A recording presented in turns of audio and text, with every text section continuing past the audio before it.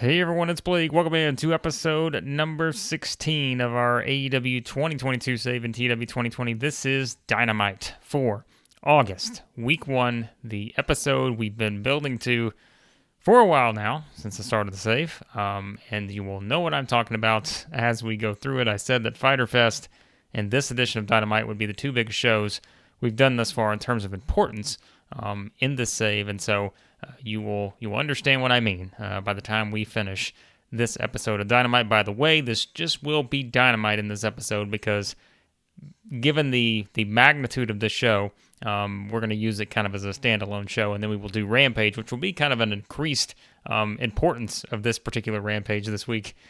So that is worth keeping in mind. So we're going to split them up this week. Rampage will be, it'll have a little bit more of the fallout from Fyter Fest as well, because there was just a lot we had to put on this show on Dynamite, and we just could not put it all there. So you'll see kind of some of the fallout from Fyter Fest will take place on Rampage. So here we go.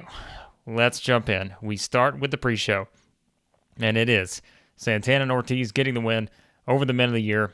Ethan Page and Scorpio Sky. Of course, we've had kind of the problems on various episodes, looking at kind of the tension between these two, causing each other losses, that sort of thing. They lose again here.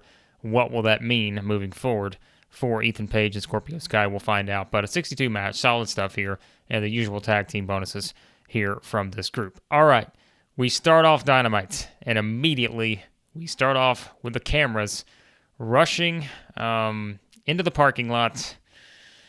Oh boy. And what do we see when they get there? A poorly rated segment, but nonetheless, I think we will be okay.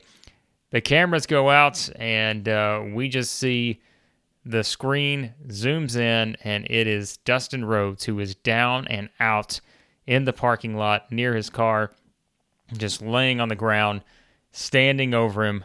The Butcher, the Blade, and the Bunny is standing there just taunting Dustin, who is, again, he's just down and out on the ground here, and face down, and this guy's just clearly out of it.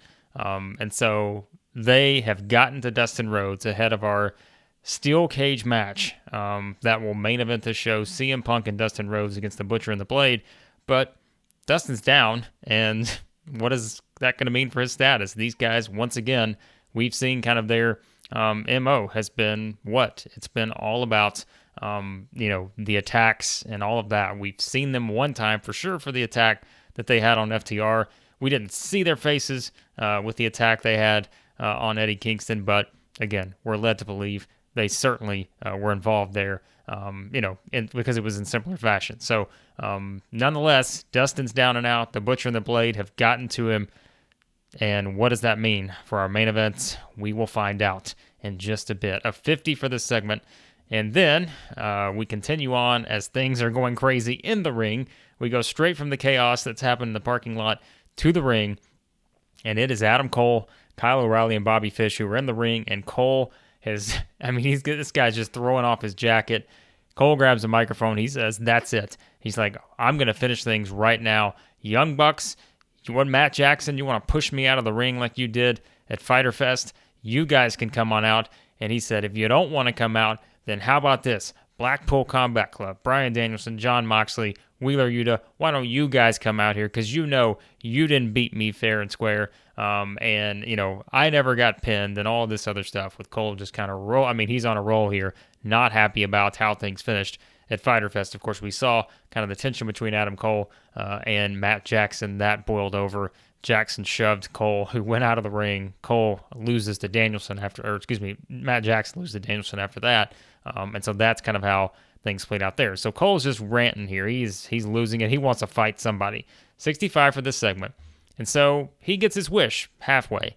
As here comes the Blackpool Combat Club, which, as we know, they're not going to back down from anyone. And so here comes Danielson, here comes Moxley, here comes Wheeler Yuta, and they are out ready for a fight, and they are in their fighting gear, and we're ready to go here, it seems, for Danielson, Moxley, and Yuta. You've got Cole, Fish, and O'Reilly. Are we going to have an impromptu six-man tag here? These guys get to the ring, and we're about, these guys are just standing by the ring, and they're about to pounce. 84 for this segment, so really good stuff. But as these guys get ready to pounce, the music hits yet again, and it's the music of the man who made his return at Fyter Fest, none other than Kenny Omega. And Omega's music hits, 86 for this segment, and Kenny Omega marches his way down to the ring, and once again, Kenny Omega just over the top here. He is thrilled about something. He's so excited. Don Callis is with him, and Omega is he's loving life right now. And Omega walks down. He walks right past the Blackpool Combat Club on the outside, goes right to the inside, and he's standing there in the middle of the ring. Cole, O'Reilly and Fish, of course, we couldn't put them all in this segment, so we're just kind of focused on the main stars here, are kind of off to the corner, and that is when Omega grabs the mic and just says, boy, I am so happy to be back inside this ring, and I've sat back and watched everything that's gone on the past several months. The Elite trying to be elite again. He just kind of looks over at Adam Cole, and Kenny's just over the top here. Like, he's going over the top with this, and Cole can kind of tell. And then the Blackpool Combat Club. Boy, they want to fight anybody, don't they? And Omega he's having some fun here. But then Omega says, but you know what? I've also been watching some other stuff in my time off. And I remembered what really, got me to this point. What got Kenny Omega to being Kenny Omega? And that's when he said, there was one time I had to prove that I was elite. And I've heard Adam Cole talking about elite and all this other stuff. William Regal telling, Cole he's got to prove he's elite against Danielson. And Omega's just going on here.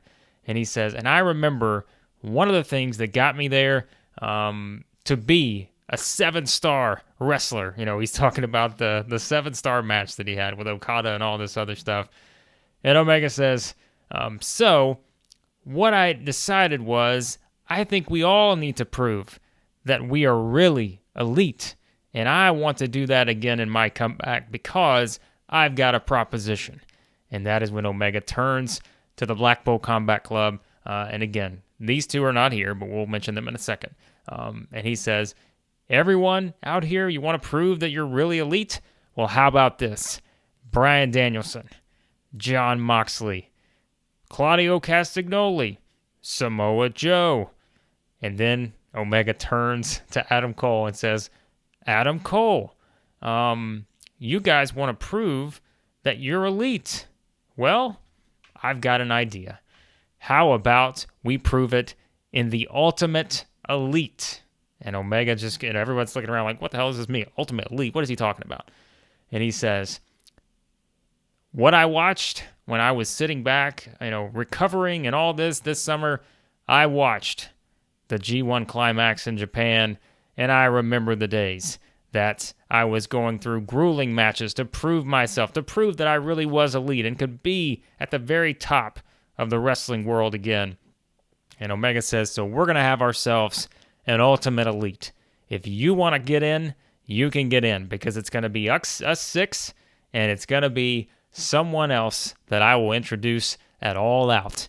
And I'm telling you guys right now, it's going to be gold, and you're going to love it. So Omega just, again, over the top here, but proposing this Ultimate Elite tournament. Perhaps, we don't know the specifics or anything, but everyone just kind of left standing. Now, there's no response here, but Omega proposing an Ultimate Elite, and could involve all of these top talents here, and apparently somebody else he's going to introduce at All Out. So we'll see what the response is, but quite a proposition here from Omega as he drops the microphone and he just prances on back out. Just loving life, looking at everyone, and just walking back up the ramp. So Kenny Omega has proposed the Ultimate Elite. And what does that mean? What are the specifics? Are these guys going to accept? So 86 here for this segment, and the Ultimate Elite has been proposed for all parties involved. And then, speaking of, it's Castagnoli who hangs around as Claudio gets the win over Jay Lethal, 12:09, 66 for this one. Claudio off his game, so maybe a little rust coming out of the the break he had, but we did do still the show for these two. They work pretty well together. I think Lethal's got a gimmick issue or something. I think we had seen that before. I don't know why he's listed as a babyface. We had mentioned that before, I think. So just forgot to change that. But Claudio gets the win, 66 for this one. So will Claudio be involved in Ultimate Elite? We'll find out, depending on how things unfold here. And then it is Team Taz. And you've got Ricky Starks, Powerhouse Hobbs, your champion still after Fyter Fest. They beat Keith Lee and Swerve Strickland. And it's Taz saying, we want someone to step up next week. We said we were going to be fighters. We beat Keith Lee. We beat Swerve Strickland. And we're going to keep fighting. So Ricky Starks and Powerhouse Hobbs, they want somebody to step up to them next week. They said they'll put the titles on the line. They don't care because they're here to fight. So Team Taz kind of, showcasing their skill here, still as the tag team champions. And so they want someone to step up next week. We'll see if anyone does that. So 60 for this one. And then it is Jungle Boy returning to action here as he gets the win over Tony Nese, 12-29. Canadian Destroyer does it, 68 for this match, just a regular match here. But, the bigger story, of course, is what Jungle Boy has going on with Christian and Luchasaurus. And it is Jungle Boy getting the win, but afterwards, here they come. You knew it was going to happen. Christian makes his way down. Luchasaurus is with him, and Christian just continues to taunt Jungle Boy. And that is when, Christian's just saying, I told you, all you have to do to get what you want against me is you got to step up to Luchasaurus, and that's the only way you're going to get to me, Jungle Boy. And we're just, we're having Luchasaurus between these two the entire time, just kind of guarding Christian here. 59 for this one. Christian does well. But that's when Luchasaurus kind of gets in the ring and he steps up to Jungle Boy. And you've got, I would say they're face-to-face, but they're not because Luchasaurus is significantly taller than Jungle Boy. But Luchasaurus just hovers over Jungle Boy and just getting in his face. But Jungle Boy just not doing anything. He just will not hit Luchasaurus. And that's just when Christian says, that's fine. I've seen all I need to see. And then Christian just kind of calls off Luchasaurus as Jungle Boy still just kind of stands there, not really knowing what to do here in this situation, as Christian just kind of mocks him, and he and Luchasaurus leave yet again. So 59 for this one, and the mind games continue here from Christian Cage. And then it is the official state of the Jericho Appreciation Society. Jericho said last week that he was going to hold this, this state of the group here, and he gets an 83, so pretty fantastic stuff. But Jericho comes out, he's hyping up everyone in the group, he mentions them all by name, and says, we are, the Jericho Appreciation Society. And then Jericho takes a step forward, and he looks back at him, he says, but I don't feel appreciated. And these guys are all just looking around like, what is this guy talking about?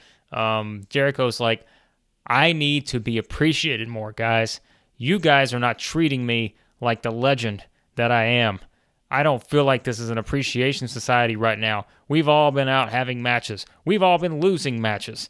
And he says, I don't feel appreciation. You're hurting my legacy, and I need to be more appreciated. And that means you guys winning your matches and also making sure that the reason you're here is because of me.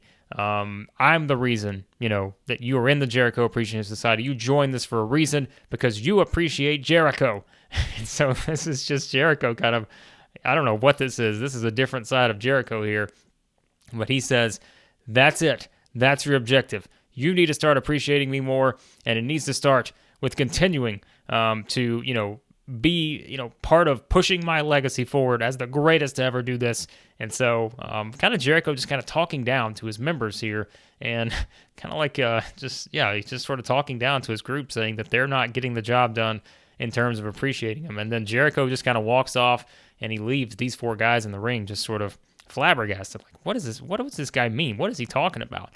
So an angry Jericho here just kind of turned with Jericho. We're not sure what's going on with him, but clearly he's up to something.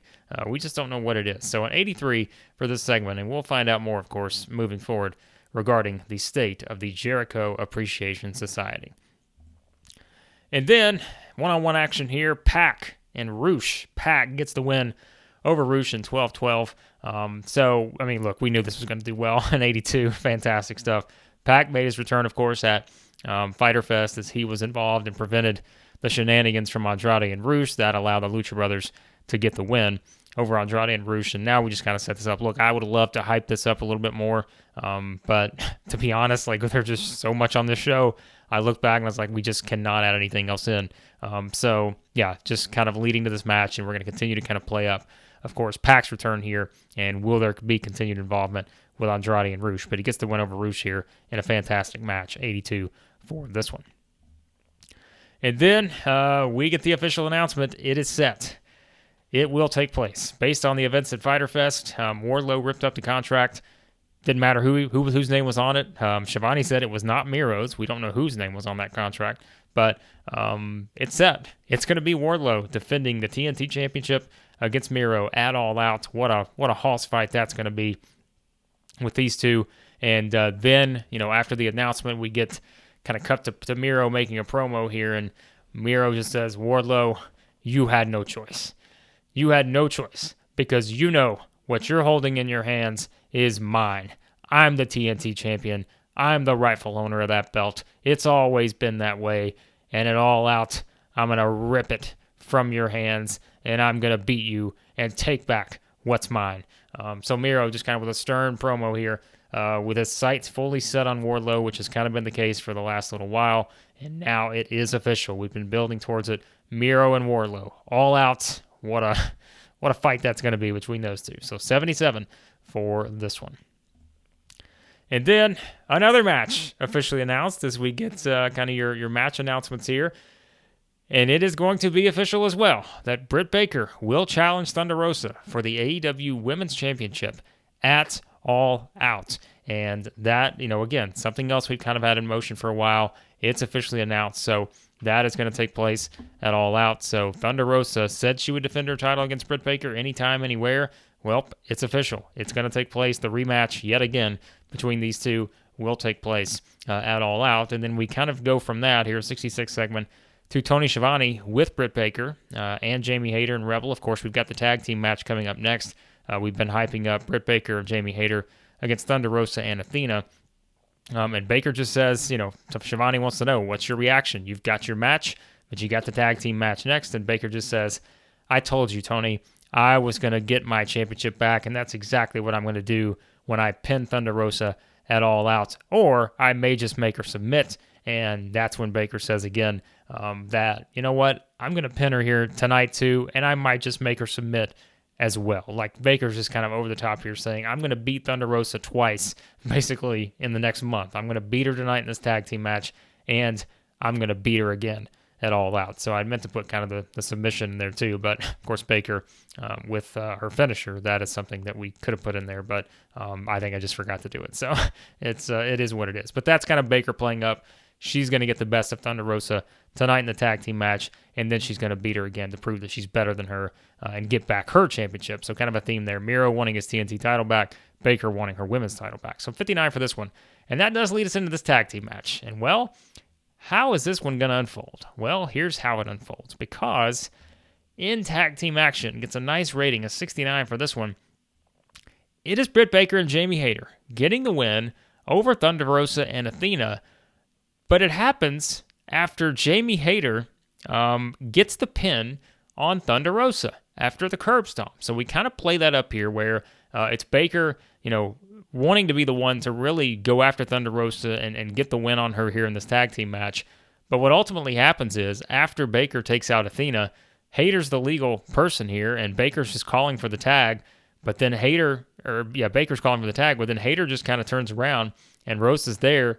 And Hayter just hits the curb stomp, and she pins Thunder Rosa. So Jamie Hayter has pinned the current AEW Women's Champion. And you can see after the match, Britt Baker just kind of staring at Jamie Hayter here. And, a very interesting dynamic here, a very interesting development that is, as Hayter has now pinned Thunder Rosa. These two went at it not long ago, and it was Rosa getting the better of Hayter. But now, maybe, having all these matches together and all this, Hayter has figured it out, and she pins Thunder Rosa here. So what does that mean? Moving forward, we will see. 69 for this one. And yes, lots to come with this particular development in this women's title situation. And then it is Tony Schiavone back again. And Shivani is with CM Punk, and he's kind of gone to the back here to say, Punk, what's going on? Like, everyone's wanting to know what is the status of Dustin Rhodes here. We're all trying to figure this out. Is he going to be able to make the match? And Punk says, Tony, I just I went over to the medical team that they're helping out Dustin, and I know Dustin is someone who would do anything to come out here, and that's exactly what he's going to do. I have no doubt he'll be out in the ring, but he's like, I can tell you right now, Tony, I don't think he's going to be out there to start the match because he's beaten up pretty good. You can tell that he is not in good shape here. And Punk's just like, but you know what? I don't care. I said I was here to move AEW forward. I said that after I won the championship, and that's what I'm going to do. I'm not going to sit here and stand for two guys like Butcher and the Blade attacking people in parking lots week after week after week. That's not what I stand for. And he says, I'm the best in the world, and I don't care if it's inside a steel cage, outside of a steel cage. I'm going to go out there and prove it tonight. And so Punk essentially setting up maybe for a handicap match here inside the steel cage with the Butcher and the Blade, which does not sound like a great idea for CM Punk. But that is the setup here. Punk saying he doesn't think Dustin's going to be out there, leading into this match. And so who knows? So quite a setup now as we head into our main event. CM Punk and maybe Dustin Rhodes going up against the Butcher and the Blade inside of a steel cage.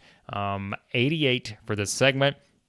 And that is when, we kind of have this match play out, and CM Punk does have to come out by himself. And look, we couldn't add in all the segments here, so I'm going to kind of give you the play-by-play.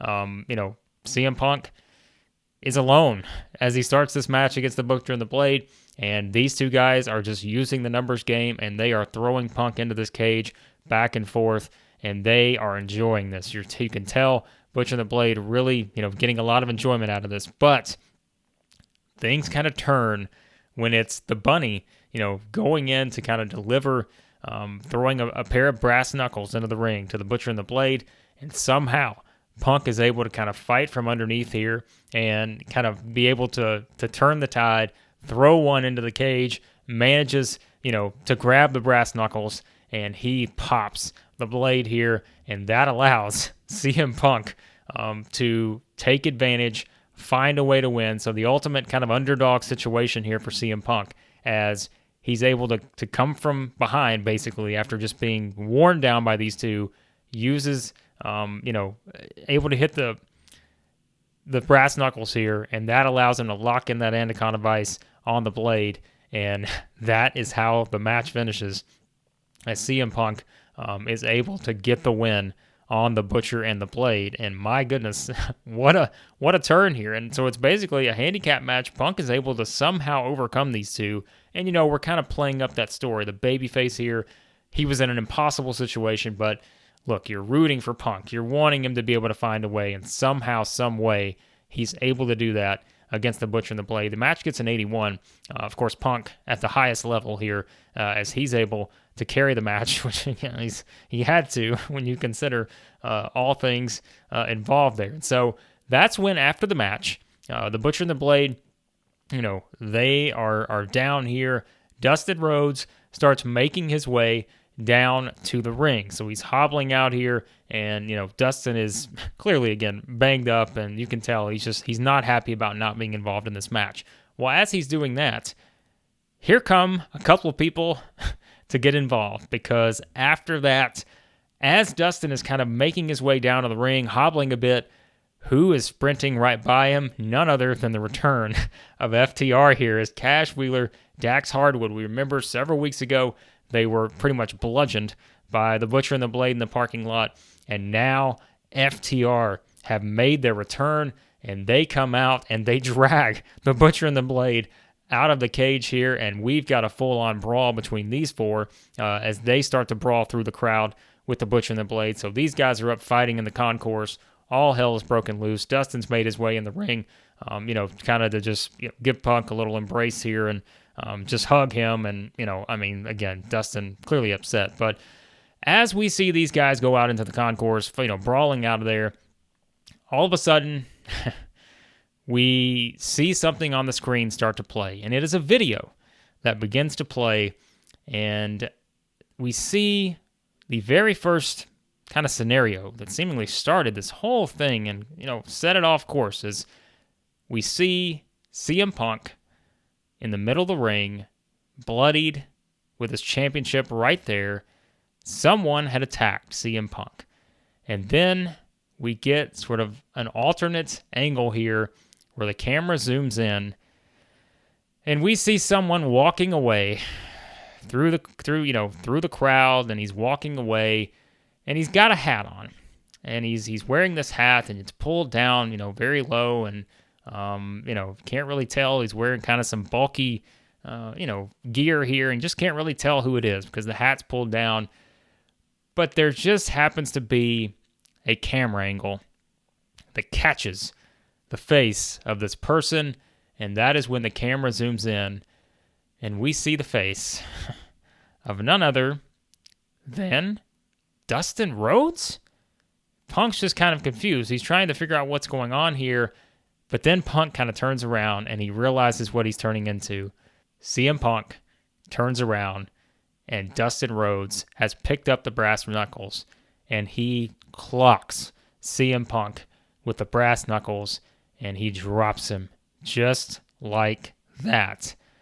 83 for this segment, and as the crowd is just like, what just happened? Dustin Rhodes is the guy behind all of this? Are you kidding me? Like, Dustin Rhodes of all people, he's the guy? Not quite, folks. Because as Dustin has dropped CM Punk, Dustin Rhodes then turns, walking down by the aisle, and he is making his way to the ring. The crowd has figured it out, and it is none other than MJF. As MJF slowly makes his way into the ring, he yells at Dustin, and Dustin goes over. He locks the cage from the outside, and MJF just walks over, doesn't stop, just gets on top of Punk, and he just starts repeatedly punching CM Punk in the face time and time and time again, and blood is just flying everywhere. MJF is just hauling off, just beating the hell out of CM Punk as Dustin Rhodes just stands in the corner and watches this. And then we just see everything kind of go off the air. The video cuts out, and that is how we go off the air for this edition of Dynamite, as it is MJF returning, and somehow, some way, this guy has concocted a plan that we still don't know what to make of. We still don't know how to connect all the dots, but it's clear now that the person behind everything here was MJF. And so this gets to 100. We couldn't have asked for any better, right, to finish it off here. And so there you have it. I think some of you figured this out, but I know you probably don't know exactly why we went this direction, but you will find out. Oh, MJF is back, and he has set his sights on CM Punk, a 100, as we finish off this edition of AEW Dynamite, and it may be our best yet. An 86 for this show increases our popularity in 18 regions.